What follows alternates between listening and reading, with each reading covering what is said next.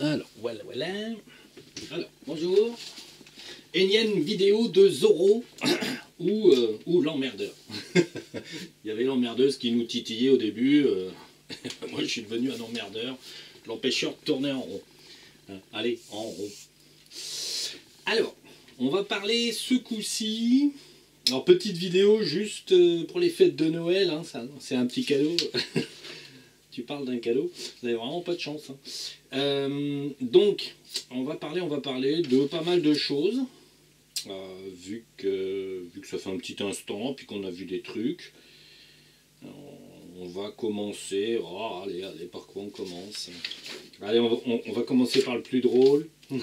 La vie sur Terre. C'est la vie sur Terre. Ça, c'est pour la caméra, comme ça, elle fait le point. Alors, il y aura peut-être toujours un petit bruit sur la caméra parce que c'est le chargeur. Je mets l'électricité sur la petite caméra pas chère que j'ai. Et en fait, ça fait un petit bruit de chargement, dont un petit ronronnement, je pense, dans la caméra. Voilà. Donc, c'est l'explication. Bon, alors, c'est pas de la qualité. Je tiens à rappeler ici que le but, c'est fondamentalement que vous appreniez ce que l'on a vu nous. Et en gros, sans démonstration d'ego. L'ego, c'est toutes ces gentilles personnes qui sont assises et qui se filment et qui en fait s'admirent en vidéo.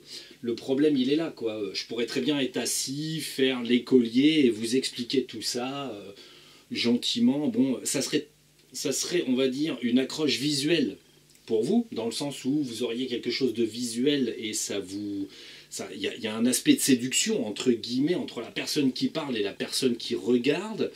Mais le problème, c'est qu'il y a un aspect aussi, il y a un aspect d'accroche sur l'image.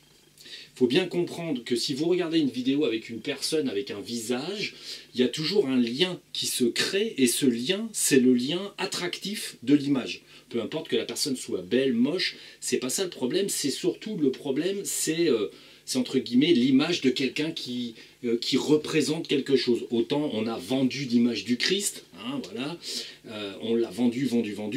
Et aujourd'hui, le moindre con qui ressemble à un gars avec de la barbe, des cheveux longs, enfin l'image qu'on a vendue du Christ, les gens, ce qu'il est beau, il ressemble au Christ. Non, je suis désolé. En fait, le problème, c'est ça. C'est le côté... si je vous vends une vidéo, entre guillemets, avec une image, vous serez marqué par l'image de ma tête, peu importe qu'elle soit belle, qu'elle soit moche, vous serez marqué par l'image et, entre guillemets, il y aura un effet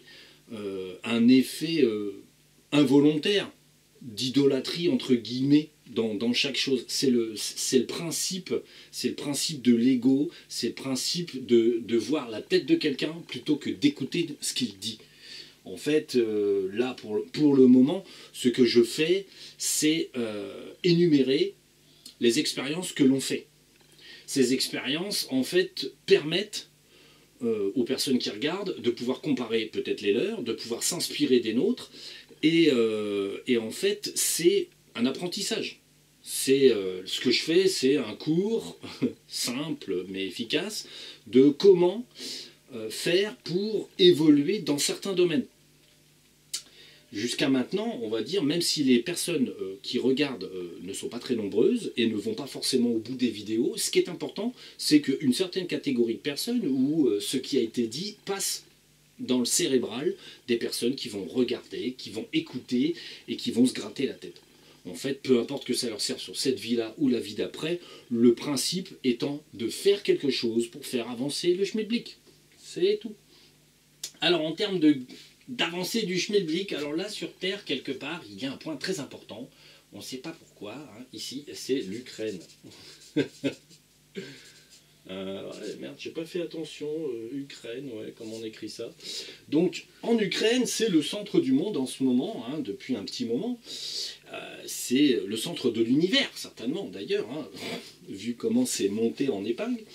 Alors, en fait, on a regardé comme ça, va dire, c'était pas sérieux, c'était juste pour voir un petit peu comment Poutine allait s'en sortir, comment, on va dire, les Illuminati qui sont pas contents, qui défendent son territoire, allaient faire pour essayer de faire quelque chose ou de pas faire quelque chose. Est-ce que ça les intéresse? Est-ce que ça les intéresse pas?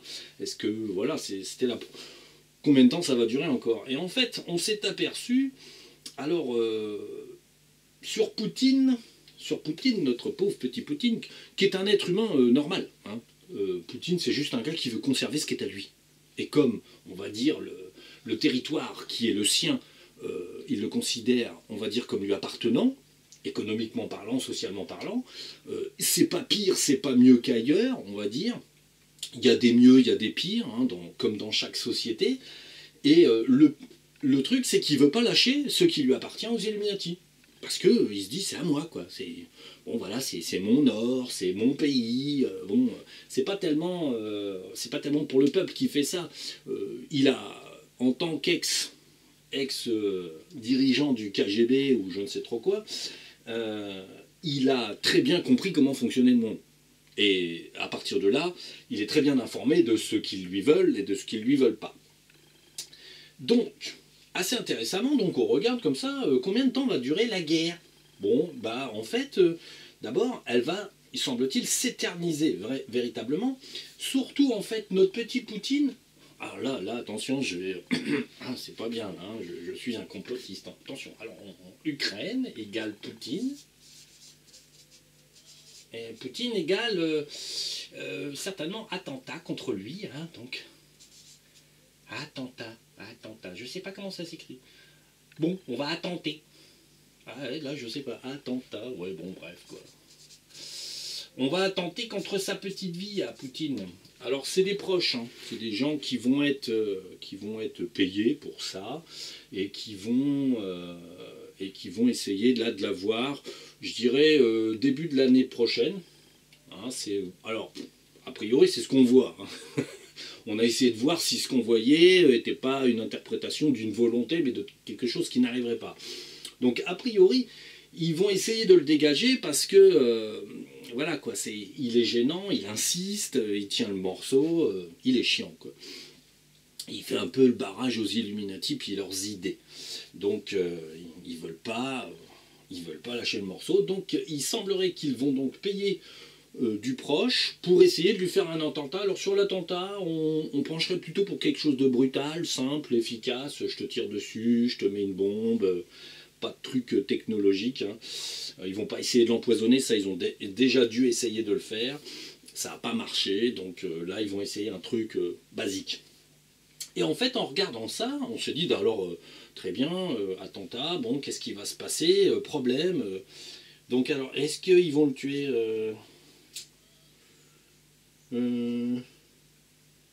bah en fait, oui, c'est ça. Semblerait qu'ils vont l'avoir, quoi. Alors bon, on se dit, il semblerait. Dans cette version-là, la source, la gentille source, nous montre que M. Poutine devrait se faire avoir. Hein, bon. Alors, la conséquence directe, c'est que du coup, ceux qui ont fait ça, des collègues à lui, de plus ou moins près, en fait, imaginez pas qu'en éliminant Poutine, il perdrait peut-être la commande du pays, on va dire la main mise sur le pays. Et en fait, du coup, comme Poutine dégage, le personnage fort, celui qui défend tout, en fait, tout le monde va vouloir une part de la Russie.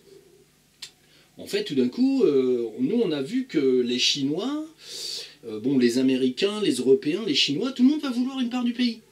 Alors, bon, bah, du coup, les Russes vont se réveiller un petit peu, ils vont essayer de résister. Ils vont donc rentrer véritablement un peu plus en guerre. Il semblerait que ça... Alors, en termes clairs, ça ne va pas être un conflit ouvert où tout le monde va se battre. C'est un conflit comme en Ukraine. C'est un conflit discret, où les médias mondiaux vont en parler, mais on va dire, au quotidien, chez vous, ça ne va pas représenter grand-chose. On va juste faire la guerre chez les autres, et de façon à tuer son ennemi tranquillement et profiter de tout ce qu'on peut attraper pendant ce temps-là. C'est un conflit hypocrite, c'est un conflit où tout le monde va tirer des ficelles, tout le monde va s'allier un petit peu, et alors ils vont en même temps s'allier et en même temps se tirer dans les pattes. parce qu'en fait tout le monde voudrait une part de la Russie. La Russie c'est quand même une exploitation minière, du pétrole, des choses comme ça, il y a énormément de richesses, donc tout le monde voudrait sa part. La Chine qui pour l'instant donne plutôt l'air d'être pas contre la Russie, elle va se dire non mais c'est formidable, je vais en récupérer un grand morceau, ça va me faire encore un peu plus de richesse. Donc voilà, le conflit risque de s'éterniser, et à travers ça, ça remet en question, alors c'est un problème, à travers ça, ça remet en question l'avenir. Là, véritablement, d'après les dernières estimations, quand on avait regardé, on approcherait là d'un certain... On avait déjà repoussé un petit peu, et là, en fait, à travers le conflit, nous, on a vu que le conflit allait s'éterniser. S'éterniser 10 ans, s'éterniser presque 20 ans, et que tout le monde allait tourner autour du conflit, comme ça, pour, on va dire, pour jouer à la guerre. Parce que la guerre, c'est pratique, pour masquer tout un tas de choses. Donc en fait le conflit va s'éterniser, mais du coup dans les terres c'est toujours le même principe. Si on devait comparer les terres entre guillemets de façon tubulaire, hein, on va comparer la façon de voir dans les terres à quelque chose de tubulaire, sachant que les terres est composée de milliards et de milliards de petits ronds. Ce qui fait que quand on observe quelque chose dans les terres, on va dire, si on divise les choses par intervenants, alors nous, on est là. Moi, je regarde souvent sur la part métaphysique des choses. Hein, ici, ça, c'est nous. Toc. Alors, je vais faire mon truc favori. Ça, c'est MOA. Voilà. C'est moi. M-O-A. Moi. Bon, il y a d'autres personnes qui regardent par ici le côté...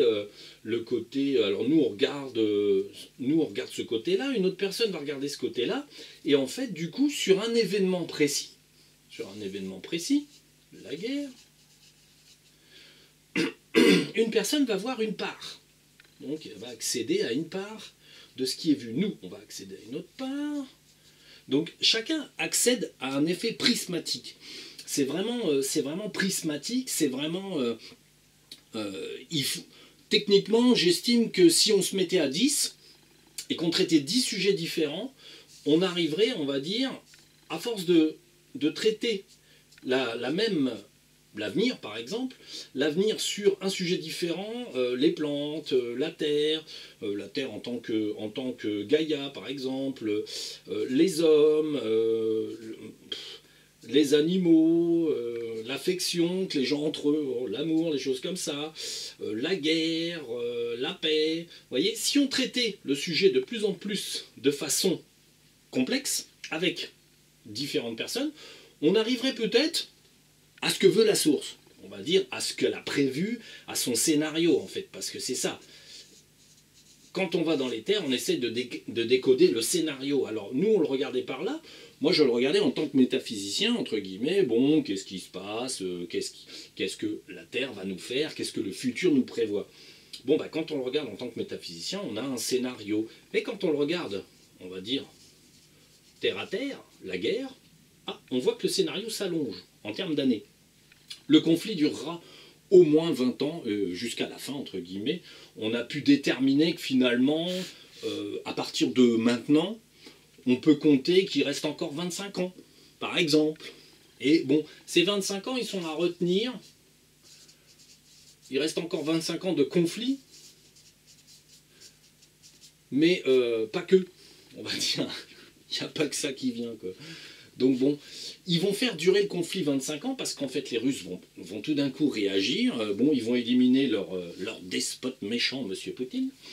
Et ils vont faire comme d'habitude, ils vont tuer un mec et ensuite ils vont pas savoir quoi faire. Bon, après ils vont se réveiller parce que tout d'un coup tout le monde va venir chez eux, leur piquer ce qui est à eux, ils vont se réveiller, ils vont se battre. Donc bon, très bien, ils vont se battre, c'est bien.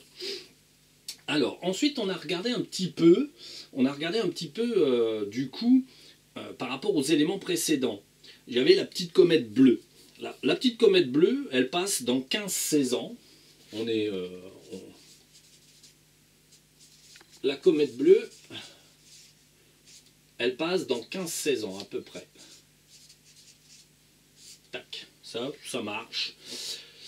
Le grand patatrac, de toute façon, le conflit et le grand patatrac, on est sur 20 ans, 25 ans. Il n'y a pas de problème, ça... Bon.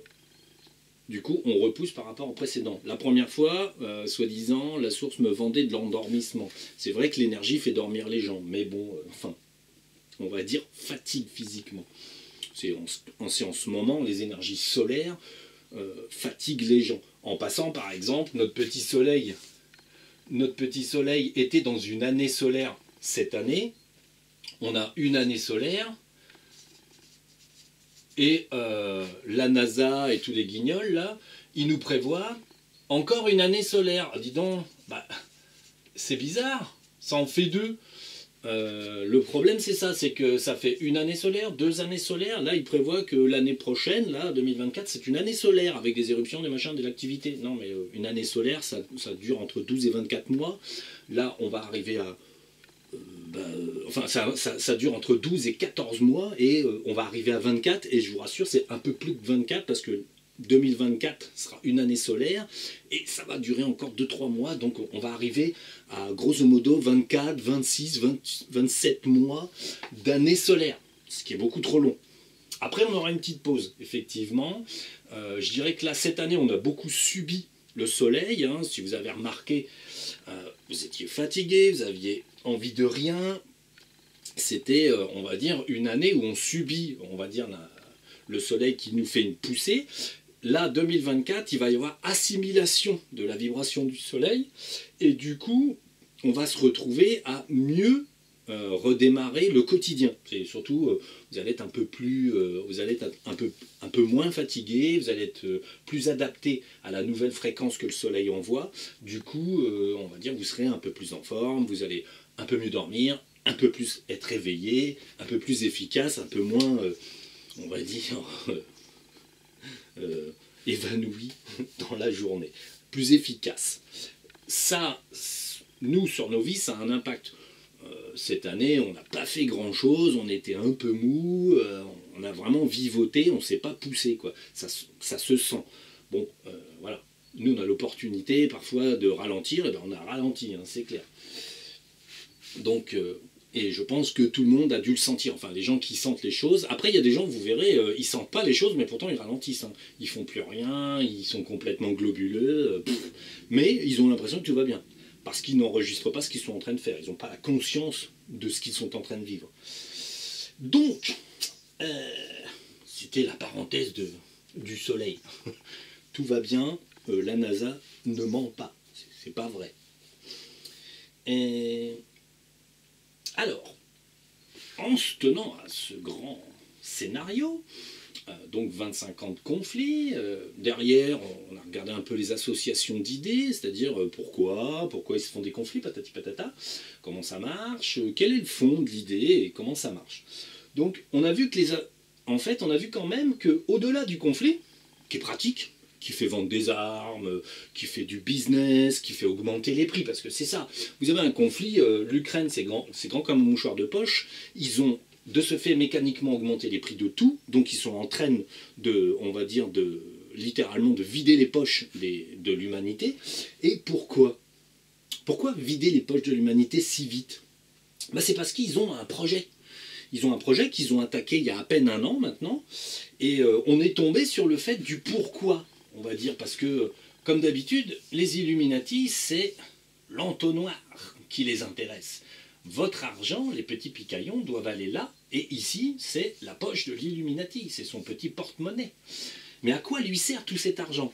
À chaque fois qu'ils font monter, on va dire, qu'ils font monter les prix de chaque chose, on va dire, là où, quand vous achetiez n'importe quoi, vous laissiez 1% à un Illuminati, là vous allez laisser 2%, 2,5%, et tout cet argent, ça fait de plus en plus d'argent sur de plus en plus de personnes. Une économie qui s'emballe, et on paye tout plus cher tout le temps. Bon, mais pourquoi? Pourquoi faire? Ils pouvaient déjà se payer la terre 3-4 fois. Bon, pourquoi se la payer 5, 6 ou 7 fois? Parce qu'ils ont un gros projet, les petits gars. Alors, autant il y a la terre, et bien là, en fait, nous avons la Lune. Hein. Alors, je ne sais pas si vous avez remarqué, cette année, le projet Lune, là, en ce moment, les hindous veulent y aller. Enfin, ils ont leur sonde Chandrayaan machin qui est allé. Et les Russes ont lancé un petit truc, pouf, qui a éclaté, pouf, qui est tombé. Pourquoi? en plein conflit ukrainien, les Russes envoient une petite sonde, hop, là pour faire quelque chose. En fait, Poutine se doute de quelque chose, donc il a lancé une petite sonde pour voir si elle allait être détruite. Il n'est pas totalement idiot, hein, ils ont quand même des moyens d'observer. Donc en fait, ici, sa petite sonde arrive et tout d'un coup, elle a un problème technique. Cassé. Bon. Qu'est-ce qui lui est arrivé à sa petite sonde alors que Chandraya, pouf, elle a été là, elle a fait son petit business sur la Lune, elle a fait des prélèvements, patati patata. Et si vous remarquez dans les informations, on va dire, qui parlent de SpaceX, alors SpaceX, la guignolerie, on va dire, c'est vraiment la façade des Illuminati SpaceX. Donc tout le monde veut aller sur la Lune, faire des trucs, faire ci, faire ça. Et lui, le pauvre Poutine, il envoie un petit satellite tout pourri et paf, son petit satellite tombe. Pourquoi? Alors nous on a regardé, il y a eu une émission de Derrière la Lune, hein, hop, face cachée de la Lune. Il y a eu une émission de, c'est pas des micro-ondes, c'est des, c'est ce qu'émet le Soleil, c'est les ondes électromagnétiques propulsées. Là, en fait, ça détruit toute forme d'électricité dans le satellite. Ils ont tiré 2 fois sur le satellite avec des ondes comme ça pour le mettre KO. Tout simplement parce que ça, c'était un satellite d'observation des Russes pour voir si par hasard, il ne se passerait pas quelque chose derrière la Lune. En fait, oui, effectivement, les Illuminati ont un très grand projet qui va prendre à peu près 25 ans à être réalisé. Et justement, ils commencent cette année parce qu'en fait, ils savent depuis un certain temps quand vont arriver les choses. Quand même, ils ont des scientifiques qui sont à leur botte, ils ont des moyens très avancés, et donc ils ont commencé un grand projet. Et ce grand projet, c'est de se barrer de la planète en emmenant bien sûr leurs richesses, hein, parce que bon, les pauvres, hein, qu'est-ce qu'ils seraient sans or, sans argent, sans nickel et autres. Donc en fait, ils ont prévu à peu près en 20 ans de construire un grand vaisseau sur la face cachée de la Lune, en sachant qu'ils ne peuvent pas le construire sur Terre. Pas question que c'est pas possible, c'est qu'en fait le vaisseau est tellement grand que le problème il ne pourra jamais s'arracher à l'attraction terrestre. Aujourd'hui les humains, même eux, avec des technologies très avancées, qui dépassent de loin ce qu'on fait en ce moment, en fait ils ne peuvent pas s'arracher à l'attraction terrestre sur une grosse quantité de machinerie. Donc ils se sont dit, le plus simple c'est de bâtir face cachée de Lune, on va bâtir un gros truc, et on va utiliser SpaceX, ainsi que toutes les agences spatiales européennes, on va dire chinoises et autres, tout le monde participe.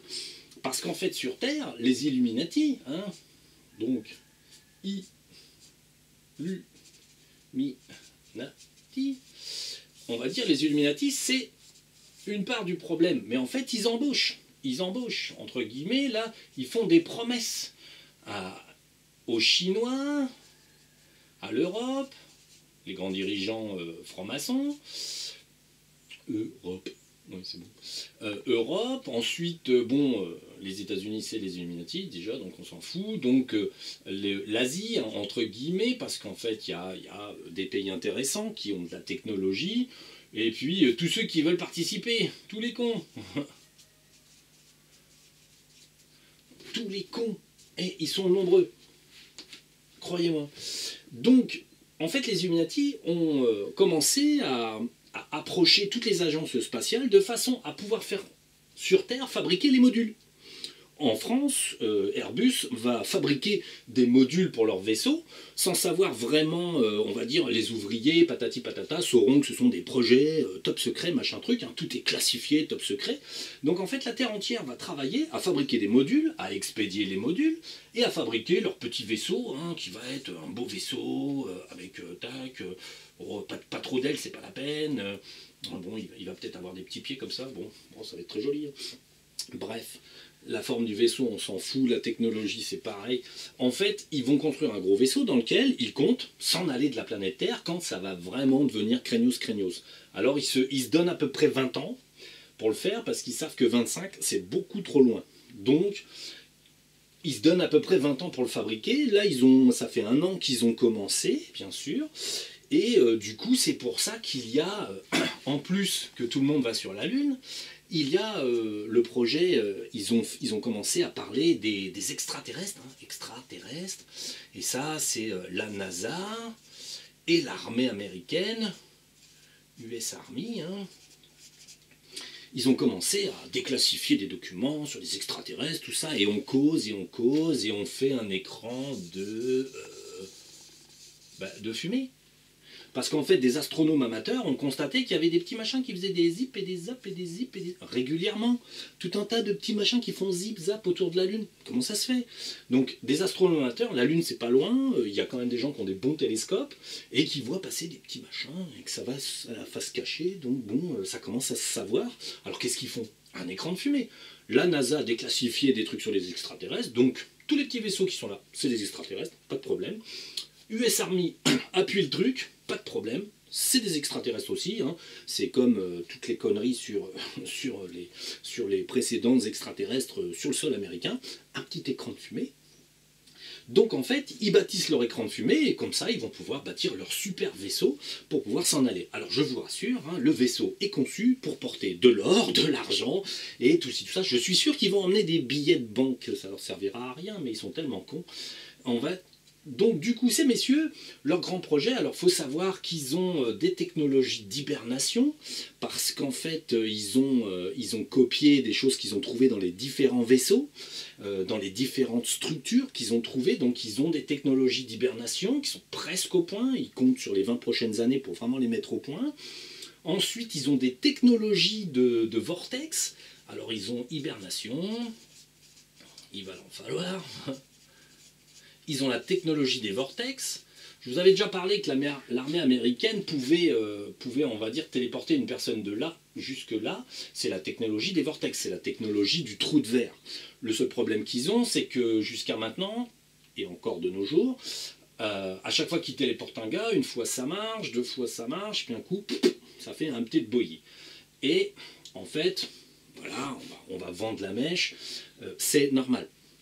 Ils n'auront jamais la technologie des vortex finale, puisqu'en fait, ils n'ont pas compris qu'ils n'avaient pas certains matériaux profonds, et je vous rassure tout de suite, les IA pourront bûcher dessus à 100%, quand vous n'avez pas certains matériaux de base, c'est-à-dire certains métaux qui n'existent pas sur Terre, pas dans le système solaire, et bien tout simplement, vous ne pouvez pas fabriquer quelque chose qui va être compatible à l'humain. C'est-à-dire qu'ils peuvent faire un trou de verre à travers la planète, hein, touc, et contourner la planète, tac, ils passent en 5e dimension, tac, et hop, ils reviennent en 3 dimensions. Hop, et comme ça, ils transportent un gars. Disons qu'ils peuvent envoyer du matériel. Ça, c'est possible. Ils l'envoient, ça passe. Le fait qu'il n'ait pas certains métaux va faire passer du matériel de là à là. Hop, on ressort le petit cube en pierre, pas de problème, ça marche. Donc ça, c'est OK. Mais un humain, le problème, c'est qu'il faut protéger la structure de l'ADN. Il faut protéger la structure de l'ADN, la structure métaphysique aussi de l'individu. Il ne faut pas oublier qu'il y a la corde d'argent et avec l'adiatma qui commande et qui envoie des informations avec 13 corps. Donc, il ne faut pas griller un corps entre les deux, ça peut être embêtant. Donc, il faut que la technologie du vortex de 5e dimension, en passant par la 5e dimension, la technologie du vortex doit contenir certains matériaux précis et spécifiques qu'ils n'ont pas. Alors ils les ont étudiés sur les exemplaires qu'ils ont trouvés sur les vaisseaux, ils ont sur les vaisseaux et sur les vestiges Atlante qu'ils ont trouvés qui fonctionnaient à peu près comme ça. Mais en fait ils ont la problématique, ils n'ont pas certains matériaux de base. Alors ils ont eu beau analyser, ils ont, on va dire, ils ont peut-être 0,5% de matériaux inconnus. Bon, et bien ces 0,5% de matériaux inconnus, ce sont des molécules, ce sont des matériaux que l'on trouve dans l'espace, sur d'autres systèmes solaires. On les prend, on fait la petite machine, on met ces 0,5 ou ces 1% de matériaux spécifiques, ce qui permet en fait à un corps humain de revenir en bon état. Une fois, 2 fois, 10 fois, 100 fois, sans problème. Il n'y a pas de gêne, mais le problème qu'il y a, c'est qu'en fait ils n'ont pas cette technologie. Donc, ils comptent sur les 20 prochaines années pour l'avoir, mais c'est raté. Bon, ils concluront et ils se satisferont de ce qu'ils ont en pensant que c'est bon, tout fonctionne. Donc, pas de problème. En fait, ils pensent qu'ils vont y arriver. Alors, à savoir que ces messieurs, pour se déplacer dans l'espace, ne peuvent pas, par exemple, pas partir de la Terre, mais partir de la Lune, bon, et arriver quelque part, Alpha du Centaure, ou je sais pas quoi, ou n'importe quelle autre planète très très loin, puisqu'ils n'ont pas, véritablement, ils n'ont pas de vue sur l'endroit précis où ils vont arriver. Le problème, c'est que si vous visez une planète, parce qu'ils visent une planète très précise, hein, qu'ils ont déterminée comme une planète d'accueil, hein, ils ont une planète d'accueil, ça ne doit pas s'écrire comme ça non plus, donc cette planète, ils l'ont, ça, pas de problème. Le seul problème qu'ils ont, c'est que de partir de là, faire le trou de verre, puis arriver là, ils ne sont pas tout à fait sûrs que cette planète n'aurait pas des lunes, des choses comme ça, des petits astéroïdes. Donc, ils sont un peu emmerdés.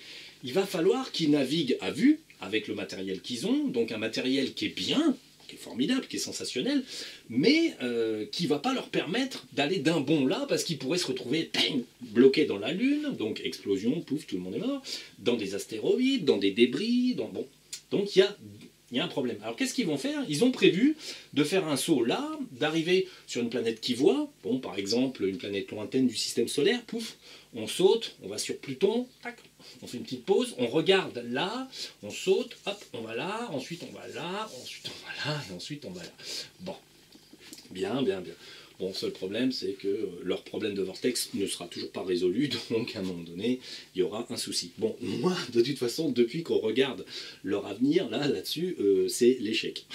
Mais c'est pas grave, hein, faut pas leur dire. De toute façon, ils le sauront pas.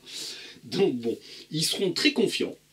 Ils seront très confiants, je vous rassure. Hein. Sur la fin, quand tout sera prêt, ils auront mis la peinture, le papier peint, les chromes, l'or, tout. Ils seront contents de leur vaisseau, ils seront tout à fait sûrs qu'ils vont y arriver, ils vont embarquer, et ensuite... Ensuite, ciao les gars, je pense qu'il ne va pas rester grand monde quand ils vont tourner le petit bouton démarrage. Ça va un peu foirer. Bon, c'est pas grave, hein, il faut bien des projets. Mais alors cet immense projet colossal va en fait, parce qu'ils n'ont pas envie d'entamer leurs économies, en fait, il va falloir picaillonner les gars. Hein. C'est-à-dire que l'argent, il va falloir qu'il arrive de partout, parce qu'il va falloir payer un vaisseau hors de prix sur une société de timbrés comme la nôtre, où tout le monde veut de l'argent contre ce qu'il fait. Donc, en fait, il va falloir que ça coule à flot pour remplir la gamelle à picaillon pour pouvoir faire un beau vaisseau. Donc, dans 20 ans, ils auront à peu près terminé, ils auront, d'après eux, résolu leurs problèmes de vortex, leurs problèmes d'hibernation, tout un tas de problèmes. Vous allez voir, ils sont très ingénieux. Bon, moi, tout ça, je donne